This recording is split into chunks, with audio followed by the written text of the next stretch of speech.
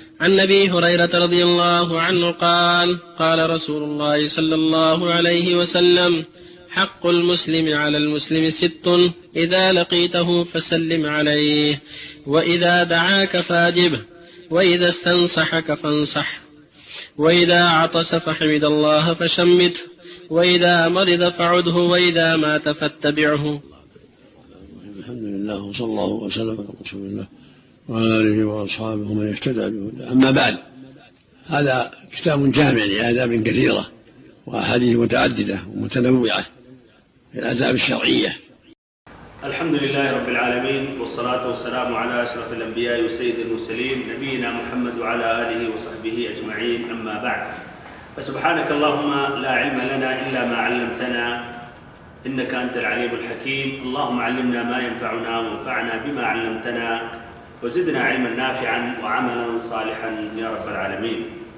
آج یہ درس نمبر 32 ہے بلوغ المرام کا، اور باب نواقض الوضوء کا درس نمبر 2 ہے. بإذن اللہ عز و جل آج کے درس میں 2 حدیثوں کی تشریح ہوگی. حدیث نمبر 4 جو اس باب نواقض الوضوء میں ہے، سب سے پہلے عربی میں یہ نص ذکر کرتے ہیں.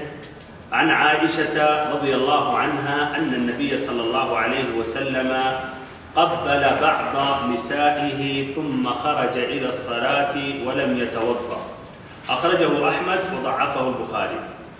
حدیث کا ترجمہ حضرت عائشہ رضی اللہ عنہا سے روایت ہے کہ نبی صلی اللہ علیہ وسلم نے اپنی کسی اہلیہ کو بوسہ دیا، قبلہ دیا، اور نماز کے لیے نکل گئے اور وضو نہیں فرمایا. سے مرتبہ حدیث کا ترجمہ، اس حدیث کا ترجمہ جب سمجھیں گے تو پھر آگے جو تشریح ہوگی سمجھ سکیں گے. ترجمہ سمجھ میں نہیں آئے تو پھر وہ بات پھر سمجھنے میں مشکل ہوگی. عائشہ رضی اللہ عنہ کہتے ہیں کہ نبی صلی اللہ علیہ وسلم نے ایک مرتبہ اپنی کسی اہلیہ کو آپ نے بوسہ دیا، قبلہ دیا، اور نماز کے لیے نکل گئے اور آپ نے وضو نہیں فرمایا. اسے احمد نے روایت کی ہے اور بخاری نے ضعیف قرار دیا ہے. حدیث کے راوی عائشہ رضی اللہ عنہ کا ذکر ہو چکا. حدیث کی تخریج تو سب سے پہلے حدیث کی روایت کس نے کی ہے؟ امام ابن حجر نے ذکر کر دیا. کون ہے؟ کس نے روایت کی ہے؟ ابن حجر نے خود ذکر کیا. کون ہے؟ اخرجہ احمد کے علاوہ اوروں نے روایت کی ہے. تو اوروں نے کی ہے، اس کی وضاحت ابھی ہو رہی ہے. تو اسے امام احمد بن حنبل رحمہ اللہ نے اپنی کتاب المسند میں کی ہے، جو ایک بہت بڑا ذخیرہ ہے. حدیث کی ایک بہت عظیم کتاب ہے جس میں 30,000 حدیثیں بلکہ اس سے تقریباً زائد ہیں. امام احمد نے روایت کی ہے مجلد 42 جو نیا طبعہ مؤسسۃ الرسالہ کا ہے، اس میں مجلد 42 پیج نمبر 497، حدیث نمبر 25,766. اور ایسے ہی امام احمد کے علاوہ ابو داود نے بھی اپنی کتاب السنن میں روایت کی ہے، پیج نمبر 36 حدیث نمبر 179. ایسے ترمذی نے بھی روایت کی ہے، پیج نمبر 23 حدیث نمبر 800 حدیث نمبر 86. ابن ماجہ نے بھی روایت کی ہے، پیج نمبر 71 حدیث نمبر 502. یہ تمام حضرات کا سند جا کر ملتا ہے وکیع سے، جو روایت کرتے ہیں الاعمش سے، جو روایت کرتے ہیں حبیب ابن ابی ثابت سے، جو روایت کرتے ہیں عروہ ابن الزبیر سے، جو روایت کرتے ہیں عائشہ رضی اللہ عنہا سے، ام المؤمنین سے. امام احمد بن حنبل رحمہ اللہ کا یہی الفاظ موجود ہیں ان کی کتاب المسند میں. اور آخری میں ذکر کرتے ہیں امام احمد اور ایسے ہی باقی یہ ائمہ جن کا ذکر آیا کہ قال عروہ قلت لها من هي الا انت قال فضحكت، کہ عروہ نے سوال کیا کہ ہم نے کہا کہ ان سے عائشہ رضی اللہ عنہا سے کہ وہ کون ہیں؟ آپ ہی ہوں گی، آپ کے علاوہ کوئی نہیں ہوگی.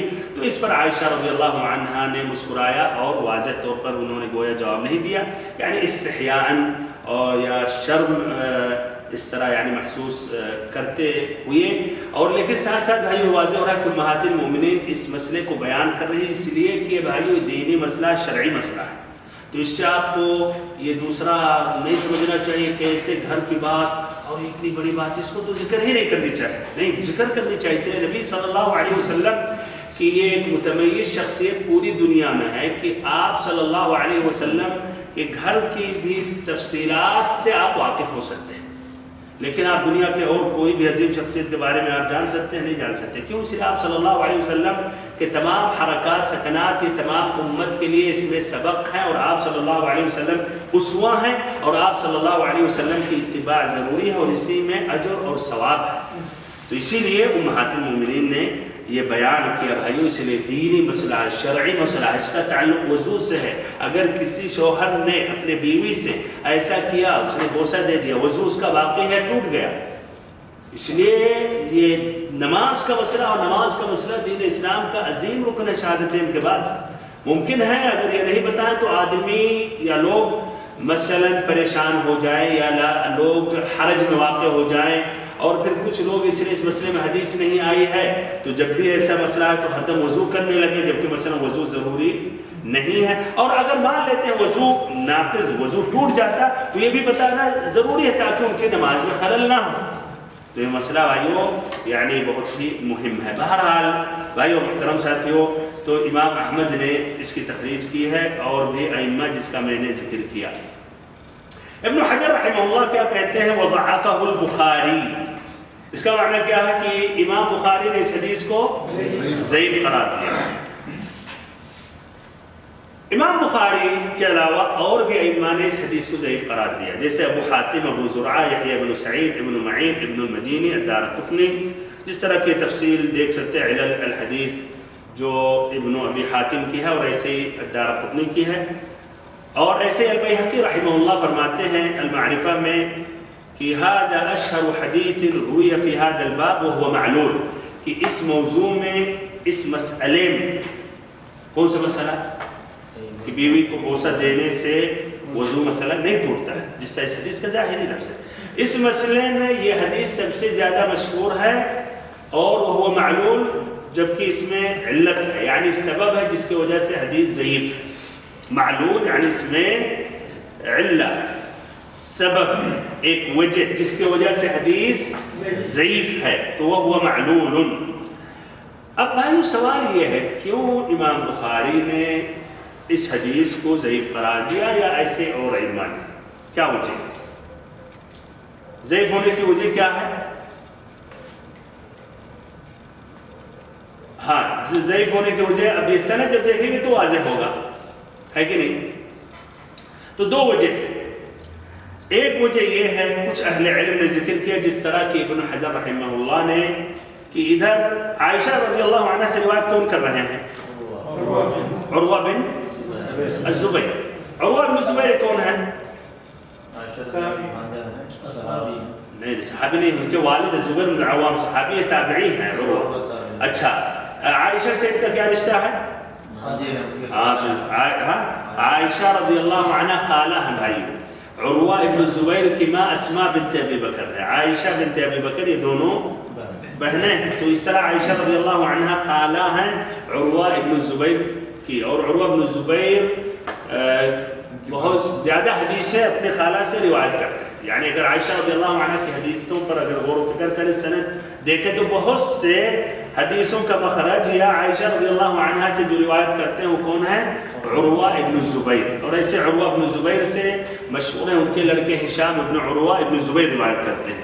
اچھا، تو بہرحال عروہ ابن الزبیر میں کوئی اشکال ہے روایت کرنے عائشہ رضی اللہ عنہ سے؟ نہیں، بلکہ ان کا سند ایک دم قوی سند ہے، نہیں۔ لیکن اشکال ادھر جو ابن حزم نے ظاہر کیا وہ یہ ہے کہ حقیقت میں یہ عروہ ابن الزبیر نہیں ہے جو معروف عروہ ابن الزبیر بن العوام ہے، اصل میں ایک دوسرے راوی ہیں جن کا نام عروہ المزنی ہے۔ جس طرح کی کہتے ہیں اور طریقوں میں اور اسانید میں آیا ہے عروہ المزنی کا ذکر آیا، اور عروہ المزنی جو ہے مجہول ہے، اور مجہول کی وضاحت کر دی گئی۔ بھائی مجہول کیا؟ مجہول ضعیف خلاصہ، پتہ ہی نہیں ہے مجہول کون ہے۔ اس کا یا تو مجہول العین ہے، مکمل مجہول ہے، رجل، پتہ ہی نہیں اس کا نام، یا تو نام ہے لیکن اس کا حال پتہ نہیں ہے، ائمہ نہیں جانتے فقہ ہے کیا ہے، تو وہ ضعیف ہو جائے گا. تو یہ ابن حزم نے کہا عروہ ابن الزبیر یہ نہیں ہے بلکہ عروہ المزنی ہے، اور یہ مجہول ہے، اس طرح یہ ضعیف ہے. نمبر ایک وجہ. نمبر دو کہتے ہیں انقطاع ہے. حبیب ابن ابی ثابت جو روایت کر رہے ہیں، کس سے روایت کر رہے ہیں؟ چلیے مان لیتے ہیں عروہ ابن الزبیر ہے. تو یہ عروہ ابن الزبیر سے انہوں نے ملاقات نہیں کی ہے اور نہ حدیثیں سنی. تو جب اس سند میں آ گیا کہ حبیب ابن ابی ثابت کہہ رہے ہیں کہ عروہ ابن الزبیر سے انہوں نے روایت کیا، ان سے ہم یہ روایت کر رہے ہیں، تو اس کے معنی خلل ہے، بیچ میں کوئی واسطہ ہے، ایک ہو سکتا، دو ہو سکتا، زیادہ ہو سکتا، پتہ ہی نہیں. تو اس طرح انقطاع ہے. سند میں کیا ہے؟ انقطاع. اور حدیث صحیح کی شرطیں 5 ہیں، اس میں ایک شرط کیا ہے بھائی؟ اتصال السند، سند متصل ہو. ہر راوی جو روایت کر رہا اپنے اوپر والے شیخ سے اس کی ملاقات ہو، ڈائریکٹ اس نے یہ حدیث سنی ہو. تو یہ ادھر انقطاع ہے. اور یہ کس نے کہا کہ انقطاع ہے؟ یہ اتنا بڑا کبھی یہ پوائنٹ بھائیوں بڑے ائمہ ہی سمجھتے ہیں. تو یحییٰ ابن سعید نے ذکر کیا، امام بخاری نے ذکر کیا، احمد نے، ابو حاتم نے، یحییٰ ابن معین نے، اور ان سب سے پہلے جنہوں نے یہ ذکر کیا یہ سبب کہ حبیب بن ابی ثابت نے عروہ ابن زبیر سے نہیں روایت کی، سفیان الثوری نے. تو اس طرح بھائیوں یہ حدیث کیا ہے؟ ضعیف. اور کیا وجہ ہے؟ کتنی وجہ ہے اس کی؟ 2 وجہ. اچھا، یہ 2 وجہ ہے جس کی وجہ سے بڑے ائمہ نے اس حدیث کو ضعیف قرار دیا، جس طرح کہ ابھی میں نے ذکر کیا امام بخاری اور ان کے علاوہ اور بھی ائمہ. لیکن بھائی کچھ متأخرین بعد میں آنے والے ائمہ نے اس حدیث کو صحیح قرار دیا ہے. غور کریں آپ، بعد میں پوچھوں گا تو کن کی بات زیادہ صحیح مقبول ہے. بعد میں آنے والے کچھ ائمہ نے اس حدیث کو یعنی مشکل حال کر دیا، یعنی آگے بڑھا دیا کہ یہ ضعیف کے دائرے میں نہیں ہے بلکہ یہ صحیح ہے. ان ائمہ جیسے یہ ابن جریر الطبری، ابن عبد البر، ابن کثیر، ابن الترکمانی، الزیلعی، الشیخ، پھر ان معاصرین میں سے ہمارے زمانے سے جو بھی گزرے ہیں، الشیخ احمد شاکر، شیخ البانی، شیخ بن باز رحمہ اللہ اجمعین، انہوں نے یعنی اس حدیث کو کہا یعنی اتنا بڑا مسئلہ نہیں، حدیث صحیح ہے یا کم سے کم مقبول کے دائرے میں حدیث ضعیف نہیں. بھائی ایک اجمالی طور پر اگر آپ ترجیح کرنا چاہیں تو کیا رائے ہے؟ یہ حدیث کو آپ ضعیف کہیں گے یا صحیح کہیں گے؟ حسن نہیں چلیے حسن ہی ہے تو ہے، یعنی حدیث ضعیف ہے یا مقبول ہے، حسن ہو یا صحیح ہو مسئلہ نہیں. سند کا حساب دیں گے تو ضعیف. اچھا، سند کے اعتبار سے اور دوسرے اعتبار سے بھی بھائی کس اعتبار سے؟ نہیں مطلب کو چھوڑیں ابھی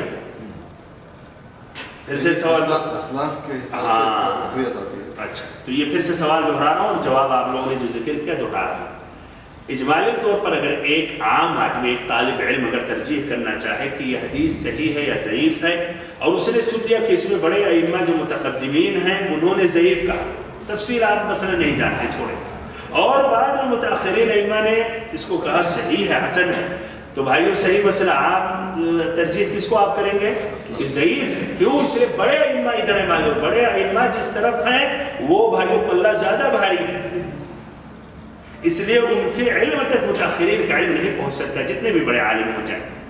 تو ایک اجمالی طور پر کہ کیا یہ آپ کہیں گے کہ ضعیف ہے، اور غالباً کہیے، غالباً اگر یہ نہیں کہیں کہ تقریباً جہاں بھی بڑے ائمہ نے جب کسی حدیث پر انہوں نے اشارہ کیا یا اس حدیث کے بارے میں انہوں نے کہا کہ اس میں خلل ہے، اس میں علہ ہے، یہ ضعیف ہے، تو غالباً اگر آپ نہیں کریں برابر تو ان کی بات مقدم ہے بعد میں آنے والے ائمہ کی. یہ اجمالی طور پر. لیکن وضاحت بھائیو کر رہا ہوں مزید، جنہوں نے اس حدیث کو صحیح قرار دیا انہوں نے جو علہ ذکر کیا ہے، اب جواب دینا پڑے گا ہے کہ نہیں؟ جن ائمہ نے اس کو ضعیف کیا تو اس کا جواب دینا پڑے گا. تو چلیے اب ان کا جواب سنتے ہیں. پہلے وجہ انہوں نے کیا ذکر کیا تھا پہلے ائمہ نے کہ ضعیف ہے؟ کیا کہا تھا انہوں نے کہ عروہ ابن زبیر، عروہ ابن زبیر نہیں ہے بلکہ کون ہے؟ عروہ المزنی ہے. تو اس کے بارے میں انہوں نے کہا کہ جواب دیا کہ عروہ المزنی نہیں بلکہ عروہ ابن الزبیر ہی ہیں، اور ان کا نام صراحت کے ساتھ خود مسند امام احمد میں آیا ہے۔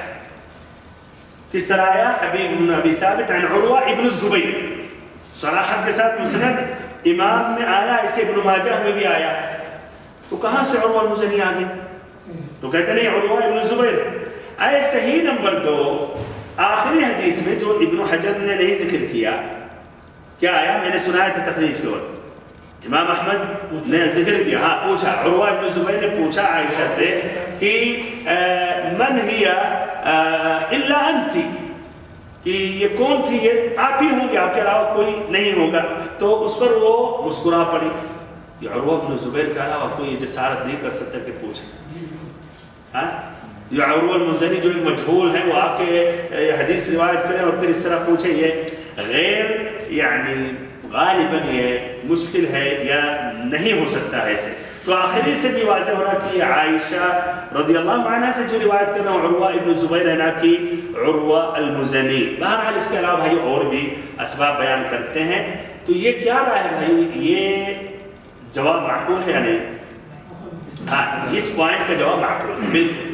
اور یہ بھی بتاتا چلوں، امام بخاری نے ضعیف قرار دیا اور ائمہ نے، تو اس کا معنی نہیں کہ انہوں نے بھی کہا یہ عروہ المزنی ہے، نہیں، انہوں نے دوسرے اعتبار سے ضعیف کیا۔ یہ ابن حزم نے یہ ذکر کیا، یہ اشکال کہ عروہ ابن زبیر نہیں ہے، عروہ المزنی ہے۔ البتہ خلاصہ کلام کہ یہ جو پہلی وجہ تھی کہ حدیث ضعیف ہے، اس کا جواب ادھر معقول ہے، اور حقیقت میں عروہ ابن زبیر ہی ہے، عروہ المزنی نہیں ہے، اس طرح ادھر اشکال نہیں ہے۔ باقی بچا دوسری وجہ، دوسری وجہ کیا تھی حدیث کو ضعیف قرار دینے کی؟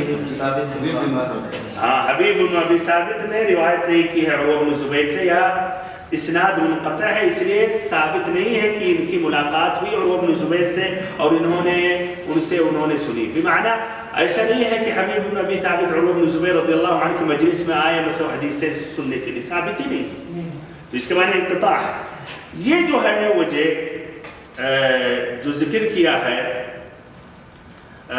اس کا بھی جواب دینے کی انہوں نے کوشش کی ہے ابن عبد البر نے۔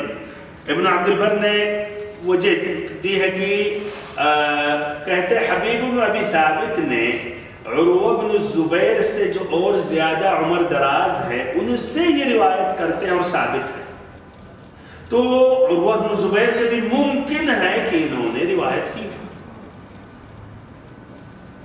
اور کہتے ہیں ایک جگہ پر ابن عبد البر الاستذکار میں مجلد 3 پیج نمبر 52، لا شک انہ لقی عروہ، اس میں کوئی شک نہیں کہ حبیب بن ابی ثابت نے ملاقات کی عروہ ابن الزبیر سے۔ اور ویسے حبیب بن ابی ثابت یہ فقہ پر کوئی کلام نہیں ہے، لیکن کلام کیا ہے کہ ان کی ملاقات عروہ بن الزبیر سے ہوئی یا نہیں، اسناد متصل ہے یا نہیں۔ ابن عبد البر کہتے ہیں کہ نہیں، ممکن ہے، اس لیے عروہ ابن الزبیر سے بڑے بڑے جو تھے اور عمر میں ان سے ان کی ملاقات ہو گئی ہے، تو عروہ بن الزبیر زیادہ قریب ہے کہ حبیب بن ابی ثابت کے زمانے سے کہ ان کی ملاقات ہو جائے۔ لیکن بھائیو محترم ساتھیو، کیا رہا ہے یہ جواب معقول ہے؟ نہیں، یہ معقول نہیں ہے۔ یہ کہ ممکن ہے ان کی ملاقات ہو، ہاں امکان ہے، لیکن کیا حقیقت میں ملاقات ہوئی؟ نہیں ہوئی۔ اور جو امکان ہے ممکن ہے ملاقات ہو، تو یہ بھی ہے کہ ممکن ہے ملاقات نہیں ہوئی ہے، جس طرح کہ بڑے ائمہ نے کہا۔ تو صحیح جو مسئلہ ہے کہ ان کی ملاقات ثابت نہیں ہے، جس طرح کہ بڑے ائمہ نے اس حدیث پر انہوں نے سمجھے اس حدیث کے بارے میں کہا کہ ضعیف ہے۔ تو صحیح جو مسئلہ کہ بھائیو اس طرح اشکال، دوسرا اشکال باقی ہے انقطاع، اسی لیے صحیح جو مسئلہ کی حدیث کیا ہے؟ ضعیف ہے۔ اور بالکل بڑے ائمہ بخاری، ابو حاتم، ان ائمہ نے کہا ہے، اور ظاہر بات ہے اس میں حبیب بن ابی ثابت کی ملاقات نہیں ہے، اسی لیے انہوں نے کلام کے اس حدیث پر، ورنہ وہ بھائیوں پھر اس پر کلام نہیں کرتے۔ بہرحال بھائیو اس حدیث کے اور بھی طریق مروی ہیں۔ ایک طریق تو یہ آپ کے سامنے آ گیا، وکیع اعمش حبیب بن ابی ثابت عروہ ابن الزبیر جو روایت کرتے ہیں عائشہ سے، ہے کہ نہیں؟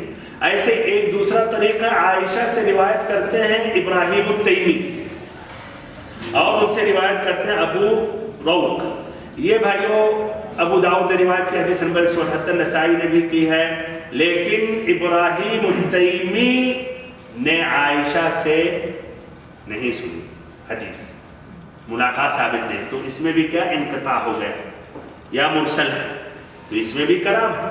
اس حدیث کے اور بھی طریق ہیں بھائیو۔ ایک تیسرا طریق ہے جو عروہ المزنی جو روایت کرتے ہیں، جس کے بارے میں ابن حجر نے کہا یہی عروہ ہے۔ تو عروہ المزنی روایت کرتے ہیں عائشہ سے، اور عروہ سے کچھ ساتھی الاعمش کی روایت کرتے ہیں، جن سے الاعمش روایت کرتے ہیں۔ تو اس میں بھی بھائیو یہ اصحاب یہ جو ہیں یہ مجہول ہیں، اور خود ایسے ہی یہ جو عروہ المزنی ہیں یہ بھی بھائیو غیر معروف ہیں، مجہول ہیں۔ عروہ المزنی بھی یہ غیر معروف ہے۔ تو المهم کہنے کا مقصد خلاصہ کلام، اس حدیث کے اور بھی طرق ہیں، یعنی عائشہ رضی اللہ عنہا سے اور بھی روایت کرتے ہیں، اور الگ الگ اس کے اسانید ہیں، اس میں بھی کلام ہے۔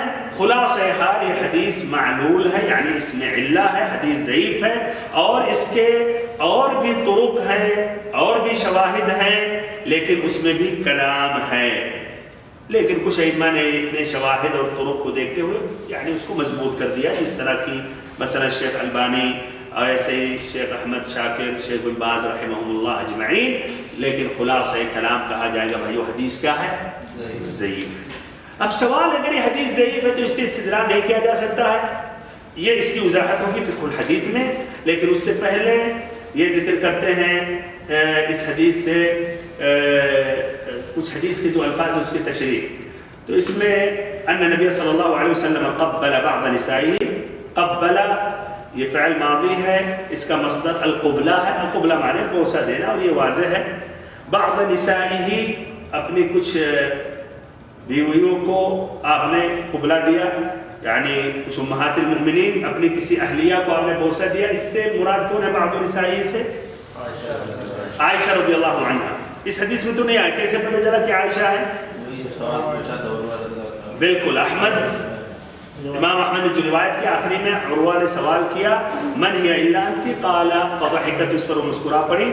اور ایسے ہی مسند اسحاق ابن راہویہ میں صراحت کے ساتھ آیا ہے ان رسول اللہ صلی اللہ علیہ وسلم قبلها وهو صائم، کہ نبی صلی اللہ علیہ وسلم نے انہیں بوسہ دیا جبکہ آپ صلی اللہ علیہ وسلم روزے کی حالت میں تھے، اور آپ نے کہا ان القبلہ لا تبطل الوضوء ولا تبطل الصائم، کہ بوسہ دینے سے نہ وضو ٹوٹتا ہے نہ ایسے ہی روزہ فاسد ہوتا ہے۔ اچھا، حدیث سے جو مستنبط فائدے ہیں کیا رہا ہے؟ اہم فائدے کیا ہیں اس میں؟ جس کا تعلق نواقض الوضو سے، بھائی تفصیلی گہرائی میں نہ چلے جائیں کہ اس میں مثلا نبی صلی اللہ علیہ وسلم کا ادب، آپ کا حسن معاشرہ، ہاں یہ سب ہے، لیکن جو جس کا تعلق اس باب سے، اس سے کیا فائدہ ملا کہ وضو نہیں ٹوٹتا۔ کس چیز سے نہیں ٹوٹتا؟ بیوی کو بوسہ، صرف بوسہ یا چھونے سے بھی صاحب من باب اولا چھونے سے اور بوسہ دینے سے بیوی کو وضو نہیں ٹوٹتا ہے۔ چلیے یہ ایک اہم یہ ہے، اور ایسے ہی کیا ہے اس سے قریب جو ہے اصل موضوع سے، تو یہی ایک فائدہ ہے، لیکن اسی سے اور متصل بھائیوں کچھ اہم فائدے ابھی ذکر کروں گا۔ تو پہلا یا اسی پر یہی ایک ہی ہے، اس پر اکتفا کیا جاتا ہے، اگر دوسرا اور اہم نہیں ہے تو درگزر کرتے ہیں۔ تو اس میں جو ایک اہم فائدہ ہے، ایک اہم سبق ہے، وہ یہ ہے کہ عورت کو بوسہ دینے سے یا ایسے ہی چھونے سے وضو نہیں ٹوٹتا ہے۔ عورت کو چھونے سے یا بوسہ دینے سے وضو نہیں ٹوٹتا ہے۔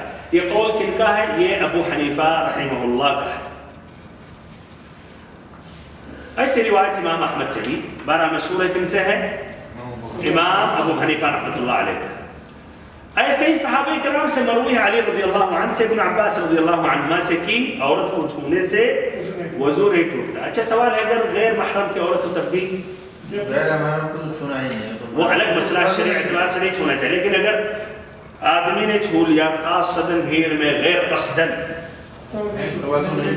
اچھا قصدن اگر چھو لیا، ہاں چلیے تو یہ ہے بالکل، تو اور وہ الگ مسئلہ، حرام حلال کا بھائی وہ الگ مسئلہ۔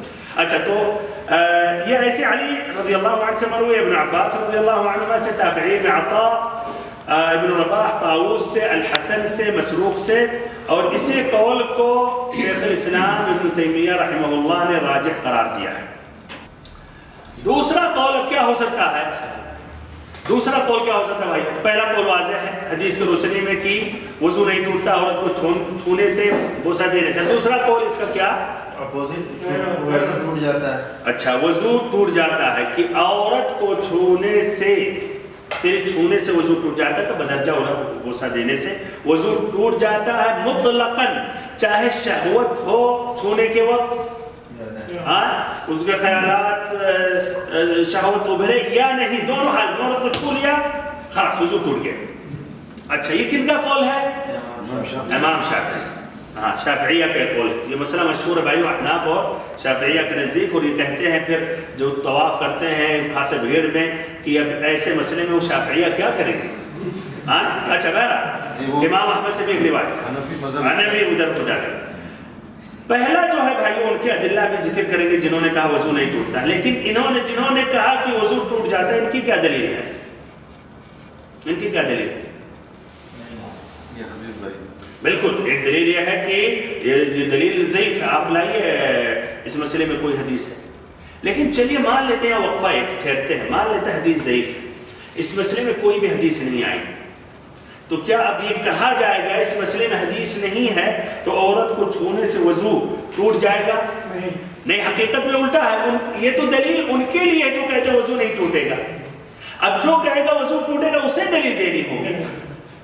اس لیے کہ ہم دلیل اصحاب قول اول کو اس صرف حدیث میں نہیں انہوں نے اعتماد کیا. الاصل قاعدہ کے اعتبار سے الاصل کیا کہ آدمی نے اگر وضو کر لیا تو اس کا وضو باقی ہے. وضو کب ٹوٹے گا؟ جب دلیل ہو. ہاں وضو کی جو دلیل ہے. تو اب آپ دلیل لائیے کہ عورت کو چھونے سے وضو ٹوٹے گا.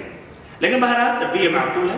تفصیل میں جب ادلہ پیش کیا جاتا ہے تو یہ بھی کہا جاتا ہے اس مسئلے میں مسئلہ حدیث ضعیف ہے. بہرحال لیکن ان کی دلیل بھائی وہ قرآن مجید سے ہے.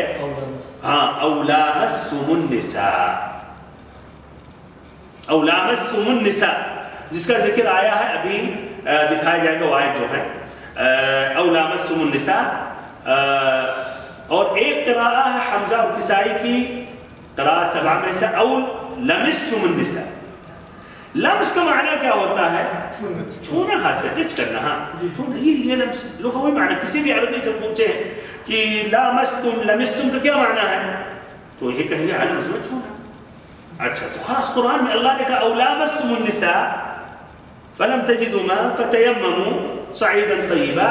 اس سے واضح ہوا کہ وضو ٹوٹ گیا. تو یہ کہتے ہیں یہ ان کی دلیل ہے. کیا رہا ہے دلیل بھائیو؟ صحیح ہے؟ قوی ہے یا نہیں؟ قوی.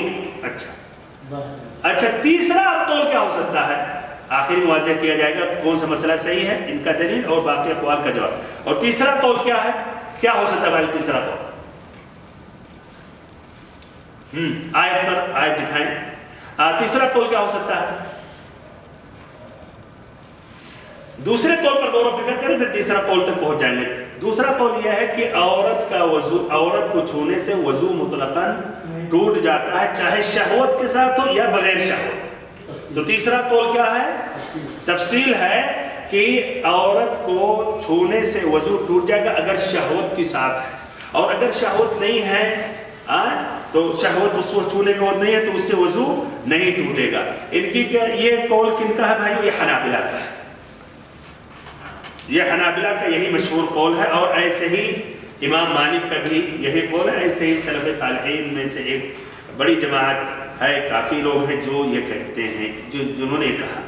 اب ان کی دلیل کیا ہے بھائیوں؟ ان کی دلیل کیا ہے؟ ان کی دلیل کیا ہو سکتی ہے؟ وہی دلیل جو دوسرے قول نے کہا لامستم النساء، لیکن انہوں نے کہا لمس سے مراد یعنی مجرد ایسے چھو جانا نہیں، شہوت ہے تب. اس لیے شہوت جب ہوگی تبھی ممکن ہے کہ آدمی سے مثلا مزی خارج ہو جائے. تو ادھر امکان ہے، اور جب شہوت ہے ہی نہیں تب پھر کیا بے معنی فضول ہے کہہ رہے ہیں.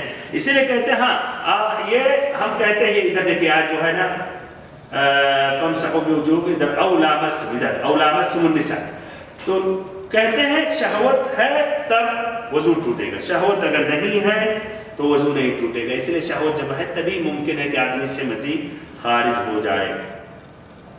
اچھا بھائیو ادھر مزید آپ کے ذہنوں میں سمجھ ڈالنے کے لیے یہ سوال کر رہا ہوں کہ آخر میں اختلاف کیوں، کیا وجہ اختلاف ہونے کی؟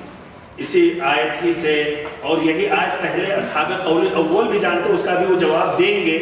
تو کیا وجہ ہے اختلاف ہو جبکہ آیت یا لفظ ایک ہے؟ کیا جواب ہے بھائی؟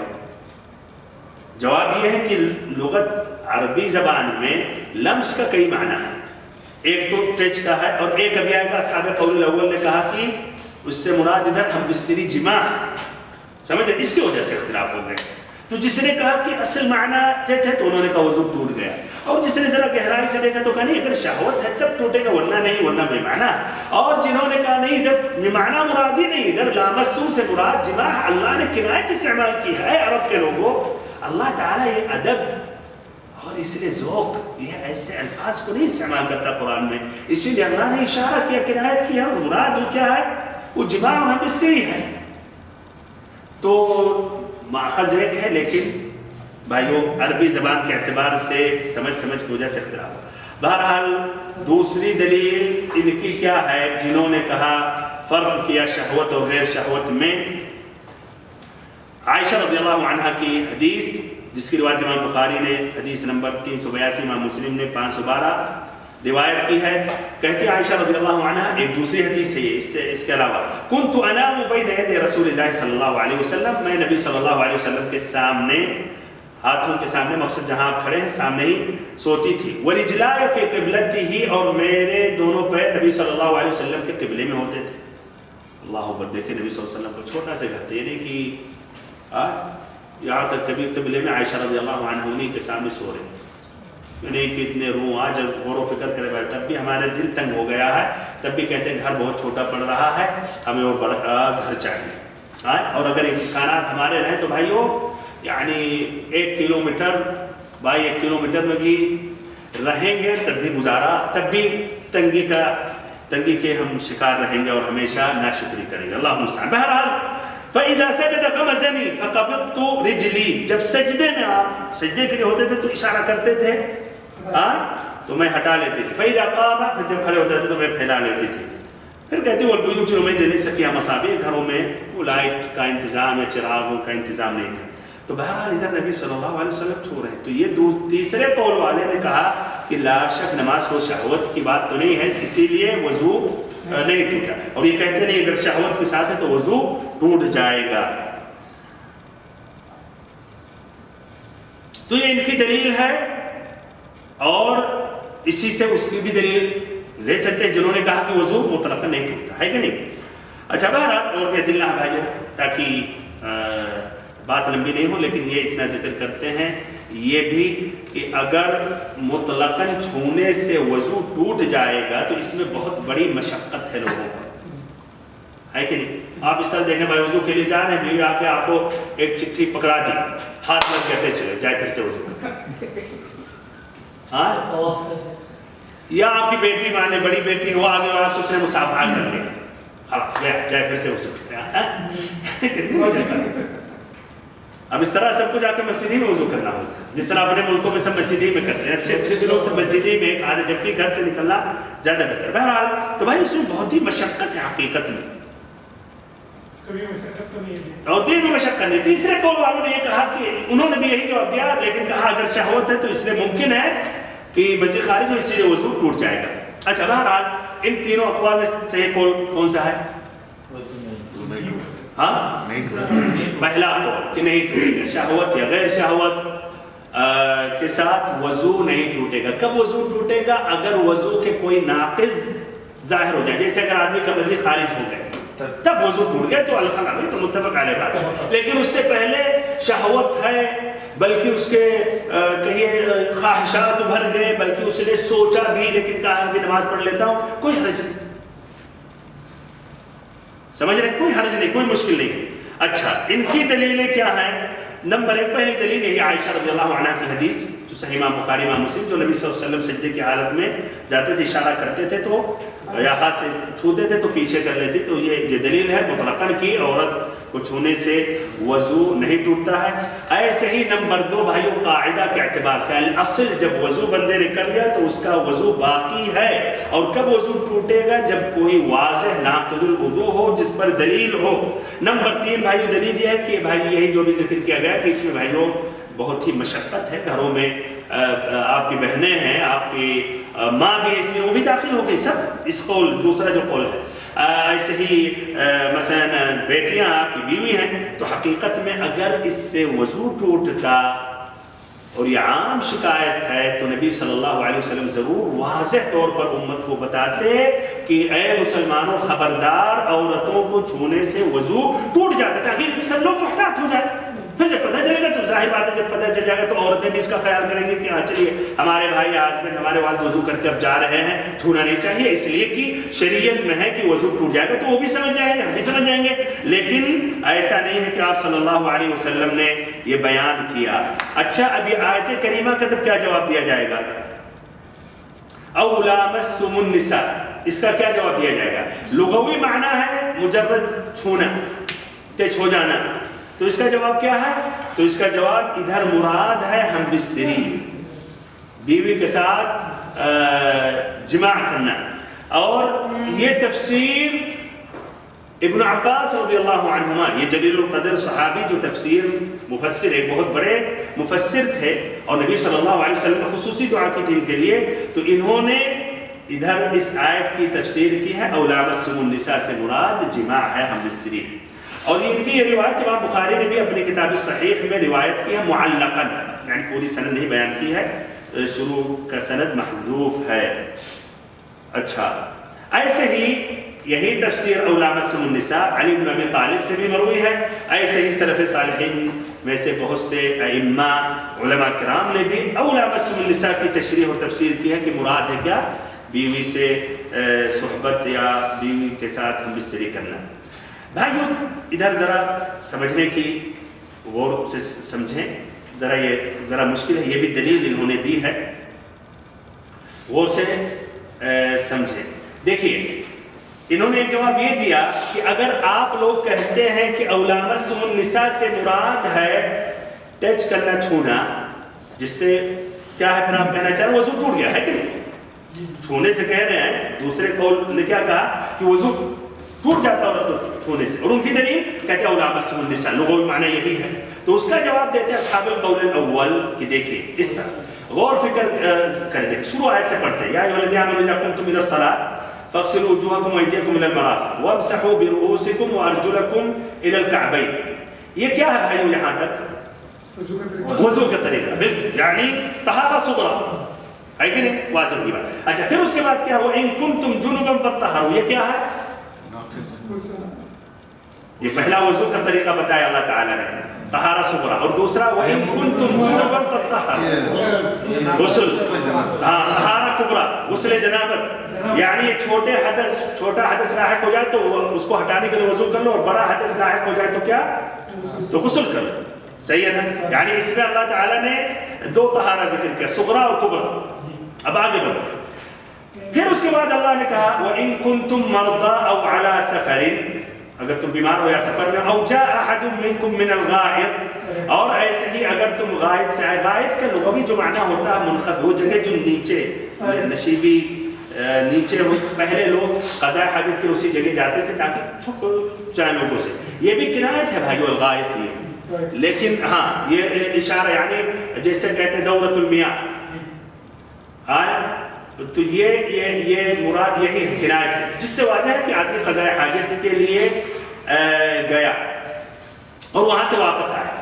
اچھا او لامستم النساء, اگر چلیے ادھر وہ کہتے ہیں کہ عورتوں کو چھو لیا, فلم تجدوا ماء, پانی نہیں ملا, فتیمموا صعیدا طیبا, تو تم تیمم کر لو. پھر تیمم کے ادھر صفت اللہ نے بیان کی فامسحوا بوجوہکم وایدیکم, اپنے چہروں کو اور ہاتھوں کو مسح کر لو.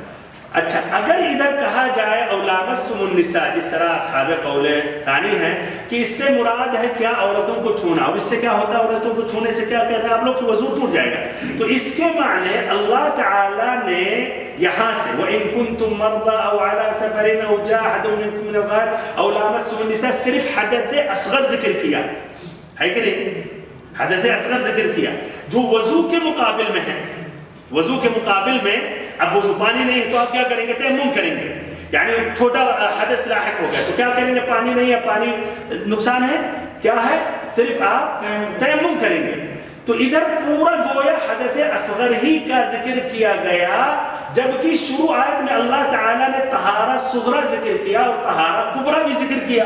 تو کہہ رہے ہیں یہ قرآن کی ترتیب کے خلاف ہے. طہارہ صغرا کے مقابل میں اللہ نے تیمم ذکر کیا، تو طہارہ کبرا کے مقابل میں بھی کچھ ہونا چاہیے نا،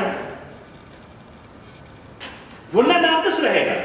سمجھ میں آ رہی بات؟ تو کہا نہیں، ادھر مراد ہے لامستم النساء سے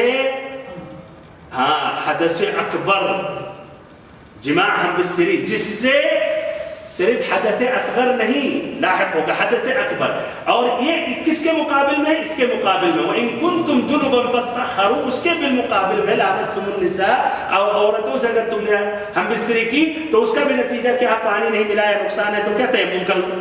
تو گویا اللہ تعالیٰ نے تیمم ذکر کیا حدث اصغر لاحق ہو جائے، پانی نہیں ملا اس کے لیے، ایسے ہی حدث اکبر لاحق ہو جائے، پانی نہ ملا اس کے لیے.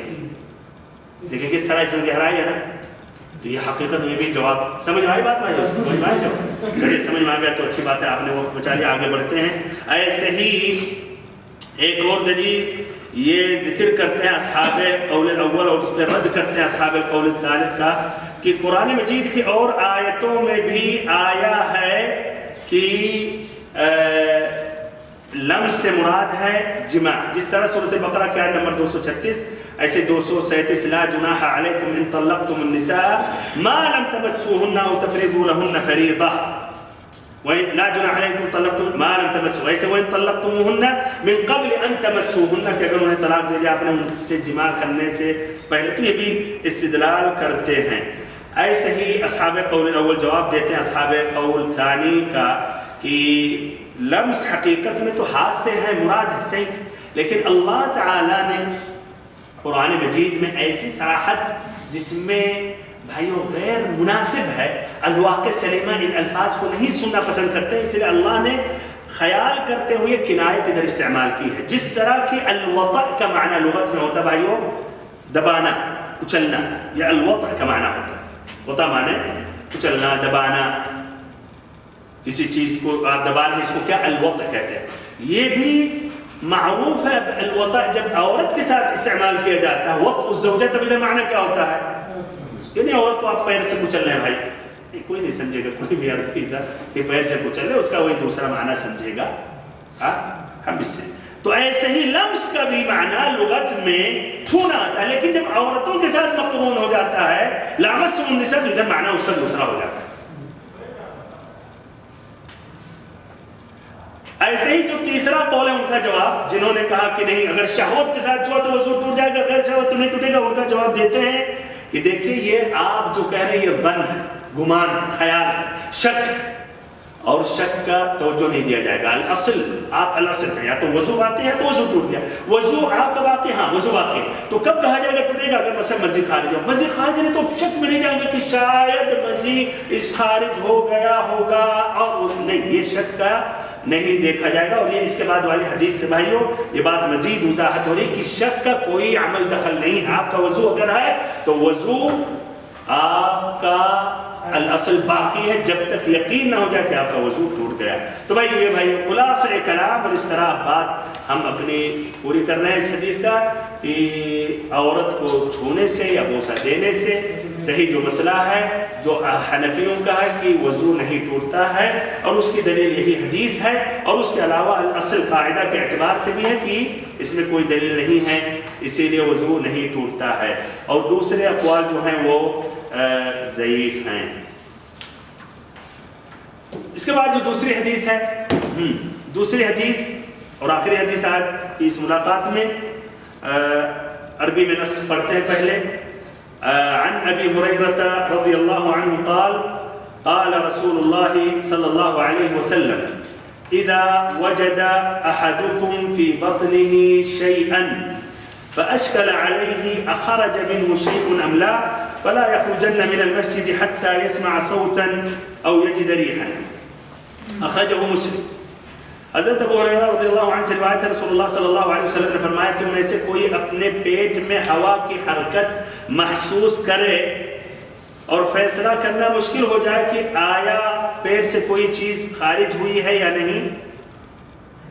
یعنی کبھی احساس کرتا ہے نماز میں ہوتا آدمی کی گڑگڑا رہا پیٹ گڑگڑا رہا ہے کچھ آواز آ رہی ہے یا شاید ہوا خارج ہو گئی ہے تو ایسی صورت میں وضو کرنے کے لیے وہ مسجد سے باہر نہ جائے تا وقت یہ کہ ہوا کے خارج ہونے کی آواز سنے یا بدبو محسوس کرے. پھر سے بھائی کہ آدمی اگر احساس کر رہا شک ہوا کہ شاید اس کے پیٹ میں گڑگڑانے کی آواز آئی یا حرکت ہوا کی ہوئی اور پھر جب شک ہوا یا وضو باقی ہے یا نہیں ہوا خارج ہوئی یا نہیں اشکال میں پیدا ہو گیا تو ایسی حالت میں آپ صلی اللہ علیہ وسلم نے کہا کہ مسجد سے نہیں نکلے یعنی وضو نہیں ٹوٹا وضو اس کا باقی ہے نماز پوری کرتا رہے یہاں تک کہ آواز نہ سن لے یا ایسے ہی بو سونگھ لے یعنی یقینی ہو جائے. اس کی وضاحت ہوگی. تو یہ حدیث کا ترجمہ ہے اور یہ بہت ہی مہم حدیث ہے بھائی. بہت سے لوگ یہ حدیث نہیں سمجھتے ہیں اسی لیے شک میں وسوسے میں ڈوبے رہتے اور شیطان انہیں ستاتا رہتا ہے. آدھے گھنٹے تک وضو کرتے ہیں سمجھ رہے ہیں اور بار بار ان کا وضو ٹوٹتا رہتا ہے صرف شک اور شبہے کی بنا پر. اچھا حدیث سے جو مستنبط فائدے ہیں وہ ذکر کر رہا ہوں. ہاں تو آپ لوگ سے سوال کر رہا ہوں اہم فائدہ اہم سبق جس کا تعلق اس باب سے وہ کیا ہے؟ اصل جو ہے نہیں وسوسے سے پہلے نواقض الوضو میں سے کہ آدمی کا اگر وضو یقینی ہے تو شک کی طرف توجہ نہ دے بہت سے. اور دوسرا ایک اہم یہ بھی کہہ سکتے ہیں ہاں بالکل الوسوسہ کا ادھر دروازہ بند کیا جا رہا ہے اس حدیث میں یہاں تک کہ آواز نہ سن لے یا ایسے ہی بو سونگھ لے یعنی یقینی ہو جائے. اس کی وضاحت ہوگی. تو یہ حدیث کا ترجمہ ہے اور یہ بہت ہی مہم حدیث ہے بھائی. بہت سے لوگ یہ حدیث نہیں سمجھتے ہیں اسی لیے شک میں وسوسے میں ڈوبے رہتے اور شیطان انہیں ستاتا رہتا ہے. آدھے گھنٹے تک وضو کرتے ہیں سمجھ رہے ہیں اور بار بار ان کا وضو ٹوٹتا رہتا ہے صرف شک اور شبہے کی بنا پر. اچھا حدیث کی تخریج کس نے اس کی روایت کی ہے؟ اس کو خود امام مسلم نے روایت کی ہے. اچھا امام مسلم نے روایت کی پیج نمبر 156 حدیث نمبر 362 کتاب الحیض باب الدلیل علی ان من تیقن الطہارة ثم شک فی الحدث فلہو یصلی بطہارته تلک. روایت کرتے ہیں اپنے شیخ زہیر بن حرب سے جو روایت کرتے ہیں جریر ابن عبد الحمید سے جو روایت کرتے ہیں سہیل ابن ابی صالح سے جو روایت کرتے ہیں اپنے والد ابو صالح سے جو ذکوان السمان ہے جو روایت کرتے ہیں ابو ہریرہ رضی اللہ عنہ سے جو نبی صلی اللہ علیہ وسلم سے روایت کرتے ہیں. یہی الفاظ ہے امام مسلم کے بھی جو ابن حجر نے ذکر کیا. بہرحال بھائیو اسی معنی میں اور بھی حدیثیں آئی ہیں جو ابن حجر نے اس باب کے آخر میں ذکر کیا ہے. 4 حدیثیں ایک ساتھ آخر میں ذکر کی. بہرحال مناسب تو یہ تھا کہ ایک ہی ساتھ جمع کر دینا چاہیے وہ بھی ادھر لے آتے یا اس کو آخر میں کر دیتے. بہرحال تو وہ جب وہاں تک پہنچیں گے تو اس کی پھر سے دوبارہ تشریح ہوگی. حدیث سے جو الفاظ ہیں اس کی وضاحت کر رہا ہوں. کچھ اہم جو الفاظ ہیں اذا وجد احدكم في بطنه شيء واضح کر دیا گیا کہ اگر کسی کے پیٹ میں احساس ہوا کہ شاید ہوا حرکت کر رہی ہے اور یہ ہوتا ہے بھائی کبھی کبھی پیٹ بجتا رہتا ہے کہ نہیں پیٹ بجتا رہتا ہے اور کبھی کبھی آپ کو بھی مشکل میں ڈال دیتا ہے کبھی ایسے میٹنگ میں ہے یا کبھی تو یہ پیٹ کی جو حرکت ہے اس میں اس کا کوئی عمل دخل نہیں اس سے وضو نہیں ٹوٹا. فاشکل علیہ شک یا لبس میں واقع ہو گیا کہ وضو ٹوٹا یا نہیں تو آپ صلی اللہ علیہ وسلم فرمایا فلا یخرجن من المسجد یعنی مسجد سے نہیں نکلے. کس لیے نہیں نکلے؟ وضو کرنے کے لیے. ہاں یعنی وضو کے لیے نہیں نکلے. حتی یسمع صوتا و یجد ریحا یہاں تک کہ سونگھ لے بو یا ایسے ہی آواز سن لے یعنی ہوا خارج ہونے کی آواز یا اس کی بو. اول التنویع ہے دونوں میں سے ایک. اچھا بھائیو، کیا یہ شرط ہے کہ غور سے سنیں، کیا شرط ہے کہ آواز سنیں یا بو سونگیں؟ شرط ہے، دونوں میں سے ایک کا ہونا ضروری ہے؟ اسی حساب سے ضروری ہے نا، یا تو آواز سن، چلیے اچھی بات، چلیے تب بھی مطلب غور و فکر کر، ضروری نہیں ہے، تب کیا ضروری ہے؟ تب آپ کو یقین ہو گیا؟ ہاں، یہ مثال ہے، ضروری یہ نہیں ہے کہ آواز سننا یا بو سونگنا، بلکہ یقین ہو جانا، یہ مراد ہے۔ یعنی ممکن ہے کہ آپ نہ آواز سنیں نہ بو سونگیں، لیکن آپ کو یقین ہے، شک کی بات نہیں ہے نا، آپ بیمار ہیں، آپ کو وسوسہ نہیں، لیکن یقین ہے کہ نہیں ہوا خارج ہو، تو خلاص تو کیا کریں گے؟ نہیں، حدیث میں ہے کہ جب تک سونگیں نہیں یا سنیں نہیں، یقین مراد ہے۔ ممکن ہے کہ آپ بو سونگیں اور آواز بھی سنیں کسی اور کا، اور آپ کو یقین ہے کہ آپ نہیں، تو کیا نکلیں گے؟ نہیں، تو مراد یقین ہے۔ یہی فقہ الحدیث کہا جاتا ہے۔ اگر ظاہری لفظ میں جائیں گے تو آدمی کہے گا نہیں، حدیث میں ہے آواز سن لے یا بو سونگ لے، تو خلاص سب نکل جائے۔ اور اگر یقین ہو گیا وضو باطل ہو گیا، ہوا خارج ہوگی، لیکن ہم نے نہیں کیا تو وضو باقی نہیں، ایسا نہیں۔ تو بھائی ادھر مراد ہے کہ حصول الیقین، یقین حاصل ہو جائے۔ لیکن کیوں یہاں ذکر کیا گیا؟ بے سوال آتا ہے، اگر ہو سکتا ہے کہ بھائی کہیں آپ، لیکن حدیث میں تو یہ آیا، آپ کیوں اس کو کہہ رہے ہیں کہ نہیں مراد یقین ہے؟ کیوں تب آپ صلی اللہ علیہ وسلم نے کہا کہ آواز سن لے یا بو سونگ لے؟ اس لیے بھائیو یہی غالب ہے، یہی غالب ہے۔ اور اگر یقین حاصل ہو گیا، یا ایک آدمی مان لیں بیمار ہے، اس کی کمزور ہے ناک اور ایسے ہی کان، اور اسے یقین ہو گیا تو وضو اس کا ٹوٹ گیا۔ حدیث سے جو مستنبط فائدے ہیں وہ ذکر کر رہا ہوں۔ ہاں، تو آپ سے سوال کر رہا ہوں، اہم فائدہ، اہم سبب جس کا تعلق اس باب سے وہ کیا ہے؟ اصل جو ہے، نہیں وسوسے سے پہلے نواقض الوضو میں سے کہ آدمی کا اگر وضو یقینی ہے تو شک کی طرف توجہ نہ دے، بہت سے۔ اور دوسرا ایک ہم یہ بھی کہہ سکتے ہیں، ہاں بالکل، الوسوسہ کا ادھر دروازہ بند کیا جا رہا ہے اس حدیث میں۔ اچھا، تو اس میں بھائیو 4 اہم فائدے ذکر کروں گا۔ پہلا فائدہ یہ ہے کہ جس آدمی کا وضو یقینی ہے، اس نے وضو کر لیا اور پھر اس کے بعد شک طاری ہوا کہ شاید اس کا وضو ٹوٹ گیا، تو کیا؟ تو اس کا وضو باقی ہے، اور شک کا توجہ نہ دے، اور نہ اس پر لازمی ہے کہ دوبارہ وضو دہرائے، بلکہ اسی حال میں اسی وضو سے کیا؟ نماز پڑھ لے۔ بلکہ کب وضو ٹوٹے گا؟ جب اسے یقین ہو جائے کہ وضو ٹوٹ گیا۔ اور ایسے ہی اگر مان لے نماز کی حالت میں ہے، اسے یقینی ہو گیا کہ اس سے مثلا ہوا خارج ہو گئی۔ کیا دلیل ہے اس بات کی؟ کیا دلیل ہے؟ یہی حدیث نبی صلی اللہ علیہ وسلم نے واضح لفظوں میں کہا کہ بندہ جب مسجد میں ہوتا ہے یا نماز میں ہوتا ہے اور پھر اشکال ہوتا ہے کہ ہوا حرکت کر رہی پیٹ میں اور شک ہوا وضو ٹوٹا ہے، نہیں تو آپ صلی اللہ علیہ وسلم نے کہا مسجد سے باہر نہیں نکلے۔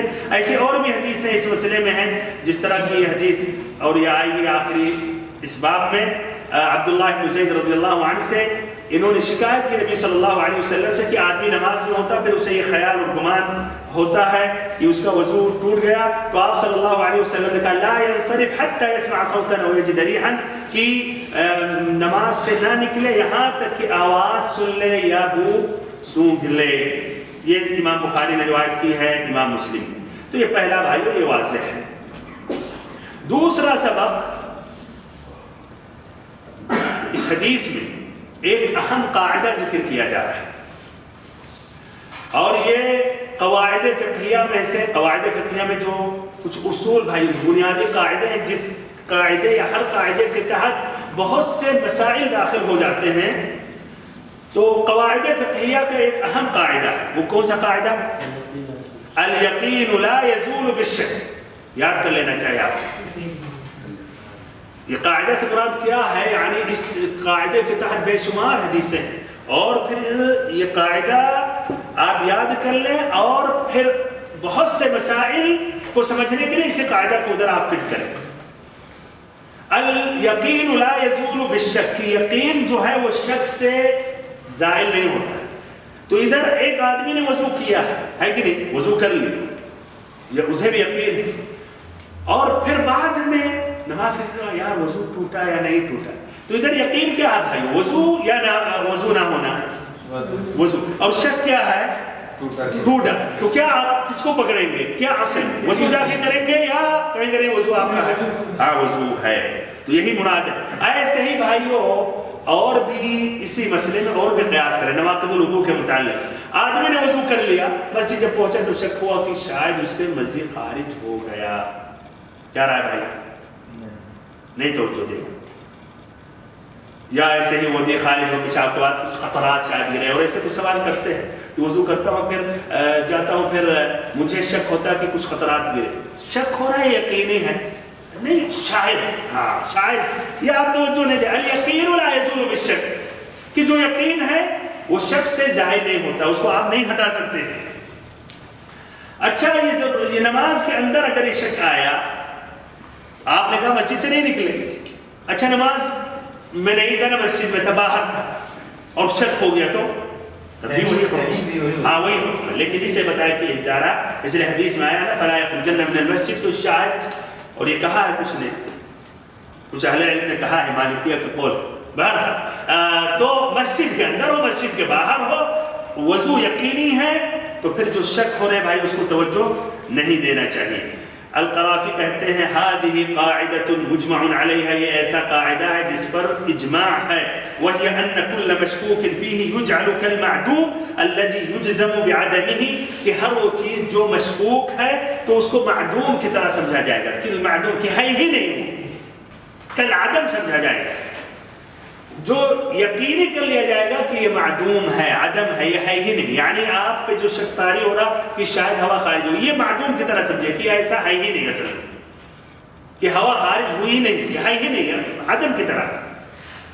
اچھا ادھر بھائیو ایک اور سوال. ایک آدمی کو یقینی تھا کہ اس نے وضو نہیں کیا، گھر سے نکلا وضو نہیں کیا، لیکن وہ آفس میں گیا تھا، وضو وہاں کیا یا نہیں کیا، یہ ادھر اب ایک مسئلہ ہوا، وضو کیا یا نہیں کیا، اس میں شک ہو رہا. تو کیا رہا ہے بھائی، کہاں جا کے نماز پڑھ لیں؟ ہاں ادھر الیقین کیا ہے، وضو نہ کرنا.